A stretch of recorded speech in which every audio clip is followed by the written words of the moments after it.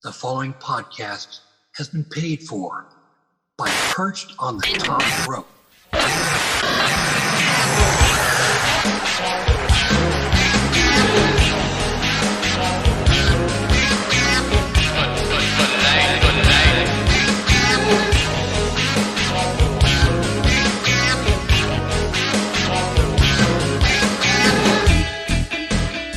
Hey, this is Izzy Moreno, and you are listening to Perched on the Top Rope. Welcome everyone to Perched on the Top Rope. It's me. I am your host, former dirt sheet writer from Daily DDT, the Sportster, the Richest, Ringside News, and Sportskeeda. I am Lee Walker. And as you heard from that show opener, Izzy, our former co-host, Izzy Moreno, will be joining us for Thursday's episode, ladies and gentlemen. That's right. Not only does Izzy Moreno come back, but you remember hashtag It's Izzy's Corner? Well, hashtag It's Izzy's Corner's back. So make sure you tune in Thursday to Apple Podcast Perched on the Top Rope. And you can find it on YouTube at Perched on the Top Rope, ladies and gentlemen. That will be Thursday, 9 p.m. Eastern Time. Now, in other news, we have Impact Wrestling celebrating their 1,000th episode. Impact/TNA has been around for over 20 years now. So, episode 1,000, this is a big deal, airs this Thursday, ladies and gentlemen. And if you can't catch it, we say spoiler-free is the way to be. But our own Perched correspondent, Justin Largetoe, was there for the show. And we have spoilers, ladies and gentlemen. I am very sorry. Jody Threat defeated Kaylin King. Masha Slamovich and Killer Kelly defeated the Death Dolls, Courtney Rush, and Jessica to retain the Impact Knockout Tag Team titles. Slamovich pinned Jessica following a snowplow. Al Snow's finishing maneuver. Alan Angels won the Ultimate X match, defeating Zachary Wentz, Rich Swann, Samurai Del Sol, Speedball Mike Bailey, and Ace Austin. Now, I have to have fun with the Speedball Mike Bailey. Apparently, a speedball wasn't enough for him to win this match. Now, the next match ends up being the Feast or Fired Battle Royal, which means, people have to grab the briefcases in order to win. Now, those involved in the match, I will go through quickly so you know who was in the match. Involved in the match, you have Heath, Steve Macklin, Moose, Laredo Kid, Chris Bay, Johnny Swinger, Crazy Steve, Joe Hendry, Yuya Uemura, I definitely didn't pronounce that right, John Gresham, Black Taurus, PCO, Sammy Callahan, John Schuyler, Kushida, Brian Myers, Kevin Knight, Bhupindar Jujarjai Vidal, and Johnny Bravo. Ladies and gentlemen, those who won briefcases include Yayu Uemura, Crazy Steve, Chris Bay, and Moose. The finish to the match was Rhino Goring Macklin allowing Moose to grab the final briefcase. Moose is no stranger to Feast or Fired match, as he is someone who has had a briefcase before. Chris Bay, Crazy Steve, and Yuya have not. Now, Moose has signed a multi-length contract, and it was made recent with Impact, so I don't think Moose will have the Fired contract. However, I'm fairly certain, because, he's been teaming with Brian Myers, we could see him with the Tag Team Championship. Chris Bay, I'm guessing Ultimate X. I'm going to say tag team titles, and I'm going to say Crazy Steve is the one who gets the fired.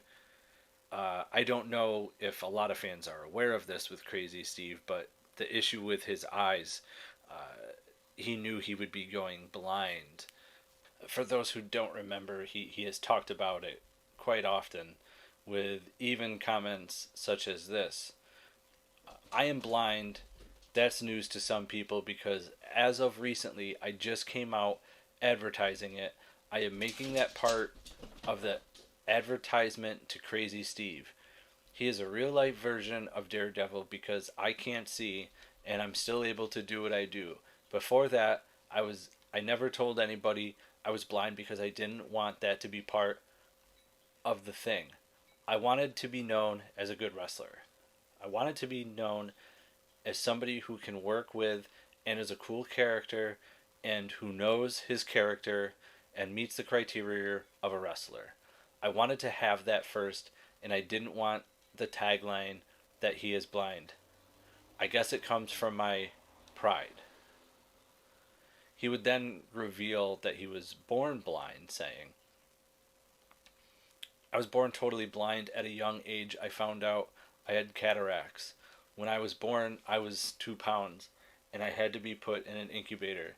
They removed the cataracts at a young age, so I was able to somewhat see. I always had giant glasses. I can't drive. I also have glaucoma. As I get older, my eyes continue to get worse. I am the Michael Jordan of not seeing. I am really, really good at it.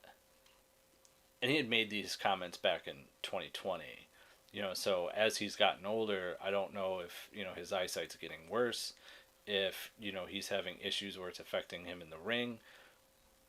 But I just see that's how the briefcases are going to go. Now, after that, Scott D'Amore came out and welcomed everyone to Impact 1000. He introduced Gail Kim, who talked about how special the Knockouts division was, and showcased it with a promo video. The beautiful people came out and interrupted, saying they liked the clips of themselves, but thought everyone else was ugly.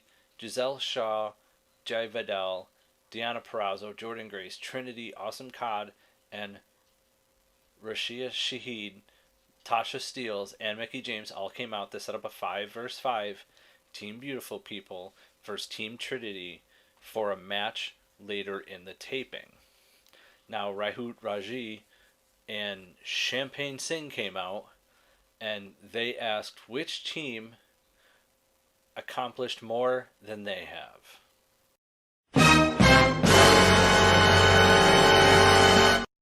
Oh, my brother, testify! Good job.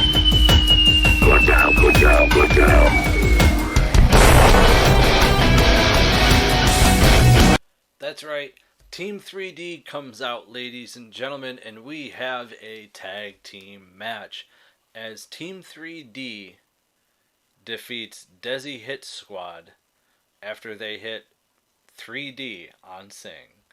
And then Raju went through a table with Bubba after Bubba hits him with a Bubba Bomb. After that, Josh Alexander comes out for a promo saying he never lost the Impact World title. Alex Shelley comes out and says it's not Josh's title anymore. Shelley ended up challenging Alexander. The Rascals then emerge and attacked Alexander, with Shelley walking out as the Rascals continued to beat down Josh Alexander. Afterwards, Tracy Brooks and Frankie Kazarian defeated Eddie Edwards and Alicia Edwards when Brooks defeated Alicia with a Kryptonite Crunch. After the match, it was announced that Tracy Brooks would be inducted into the Impact Hall of Fame. Brooks was in tears after the announcement, with Kazarian and Brooks celebrating in the ring with their son. Chris Sabin defeated Leo Rush to win the X Division Championship. Sabin won after hitting Rush with the Cradle Shock. Of course, this brought out Alex Shelley to celebrate with Sabin after the match. Jake Something defeated Dirty Dango. Eric Young with Scott D'Amore defeated Kenny King with Sheldon Jean by disqualification. It then turned into a tag match, but after Diener and Khan hit the ring, Shark Boy came out and made the following match an 8-man tag team match. America's Most Wanted, Chris Harris and James Storm, Eric Young, and Scott D'Amore defeated Kenny King, Sheldon Jean, Big Con, and Diener. And it was Eric Young who won the match with a pile driver. Josh Alexander defeated Trey Miguel.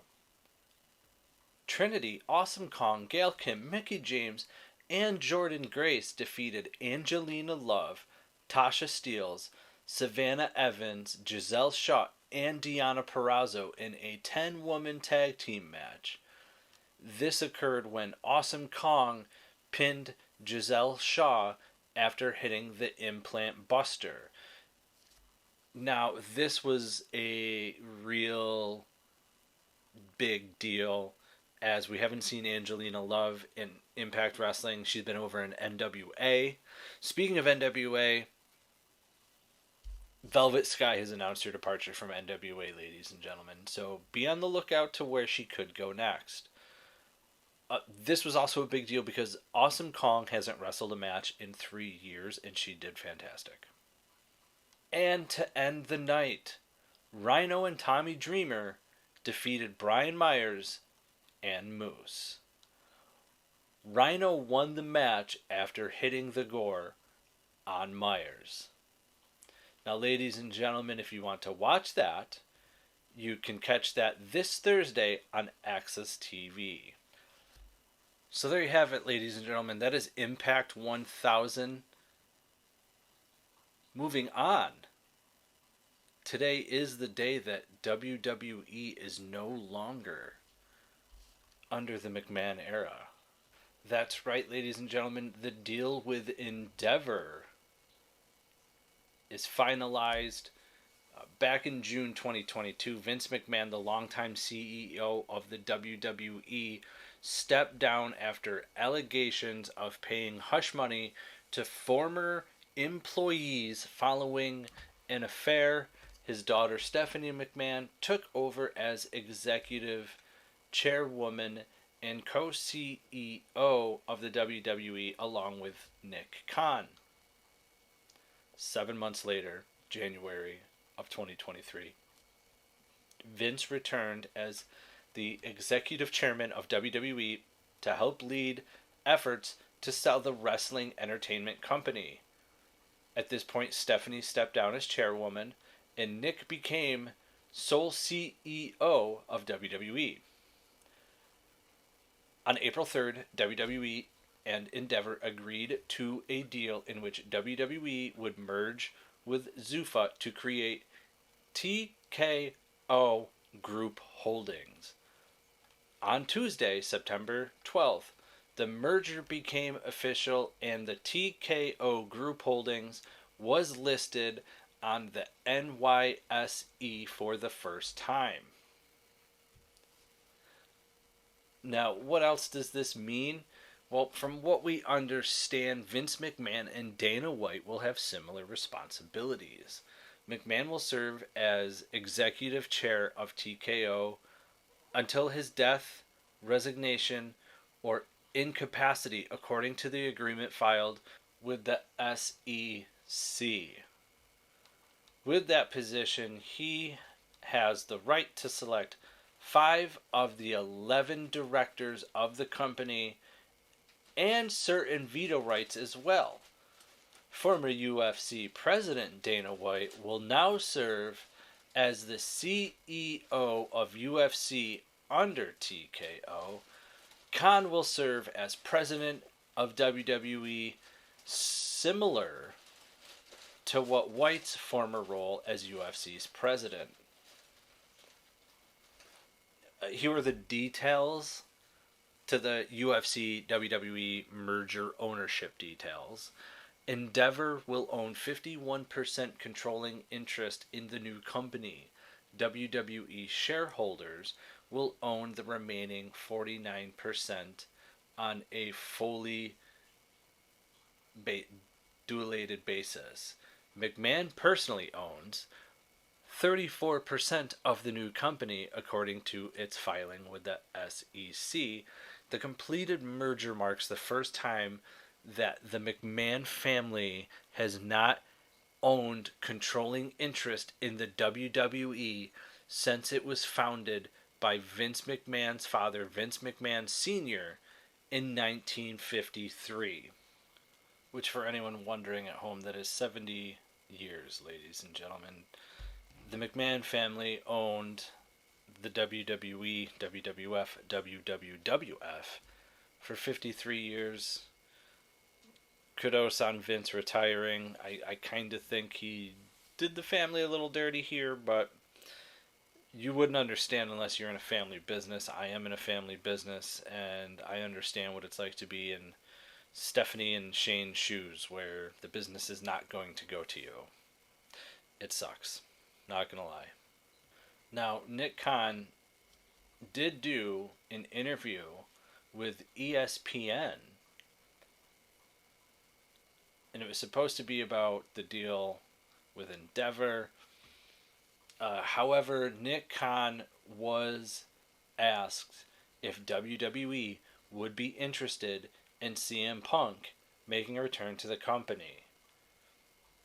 To which these were the comments to which Nick Khan had. Listen, we only have respect for Phil, Khan responded. We appreciate his run here. We appreciate what he did and tried to do with the UFC. Not many people can actually get in there and do what he did. So, when we have respect for Phil, we wish him nothing but the best. Now, as we all know, Punk's contract with AEW was terminated with cause following a physical backstage incident that took place at All In. His termination was announced September 2nd after an internal investigation into the incident, which you can go back and listen to other episodes on Apple Podcasts, Perched on the Top Rope. We did a specific episode 152, You're Fired, just for CM Punk and everything we know about CM Punk and his firing. So last night's WWE Monday Night Raw was the last under the McMahon ownership, to which nothing really shocking happened except for Nia Jax making her return to WWE. She would interfere in the WWE Women's World Title match between Rhea Ripley and Raquel Rodriguez, attacking the both of them. Now, Nia Jax was released from WWE in 2021. However, we are glad to see her back. We have two updates for you, ladies and gentlemen. I'm going to go with this one first. JoJo, who was married to Wyndham Rotunda, who was a former WWE announcer, has recently gone to Instagram and social media to post, I don't want to say like a goodbye or a farewell, but just a meaningful post, since Wyndham Rotunda had passed away at 36 of a heart attack, who we all know as Bray Wyatt. This is what she wrote on her Instagram. I've written and rewritten this post so many times because there are no amount of words in the world to describe Wyndham and what he means to me. But I've always been avoiding it because in some weird way it makes all of this all too real. I miss the love of my life so much it hurts. He was everything I ever wanted and everything I never knew I needed. And I let him know that every day. I'm so grateful that he allowed me to love him fiercely. But I am also blessed he loved me fiercely in return. He was and always will be the best person I know, my best friend, and my soulmate.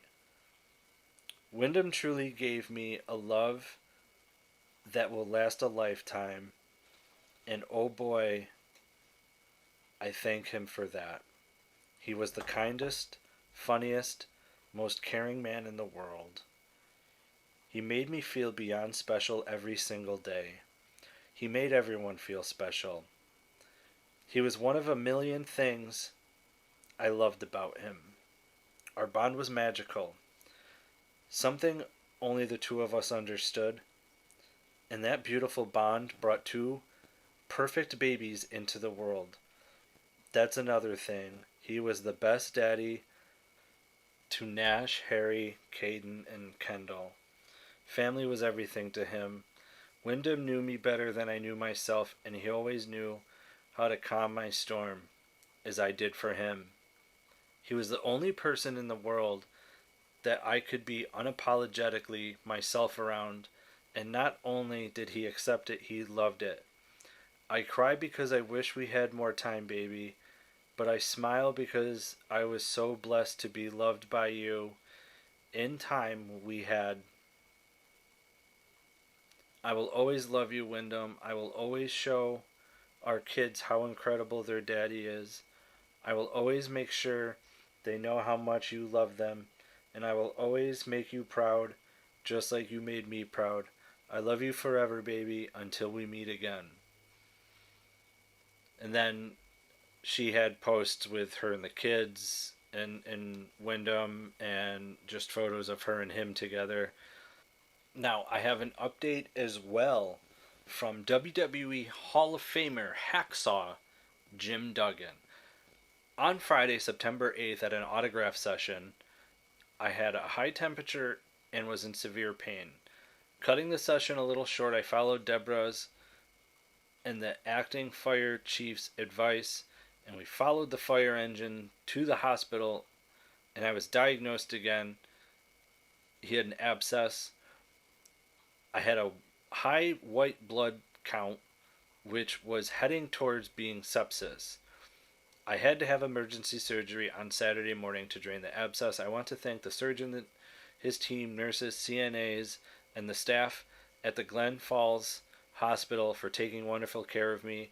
I am feeling better every day. I got permission from my doctors to fly, so Deborah and I will be flying home later today.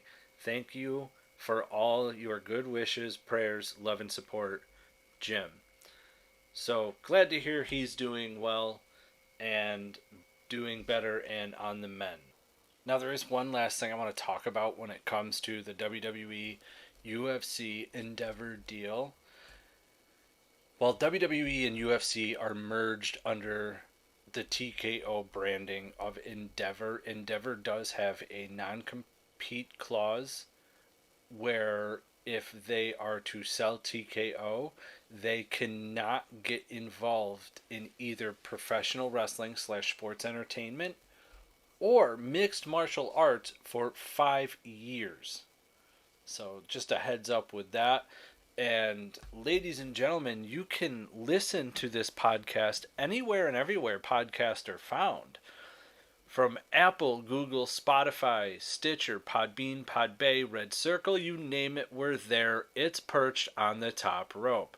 You can also find us on YouTube with all our interviews and randomness that we have on there at youtube.com/perched on the top rope, or simply youtube.com/perched on the top rope. Now you can also find us at twitch.tv/perched on the top rope, where I am playing AEW's Stadium Stampede match. And just to give you a fair warning, ladies and gentlemen, I am really, really, really good. In the last 3 nights that I have played, I have won 12 matches. The Stadium Stampede match is like Fortnite, 30 people are in the match.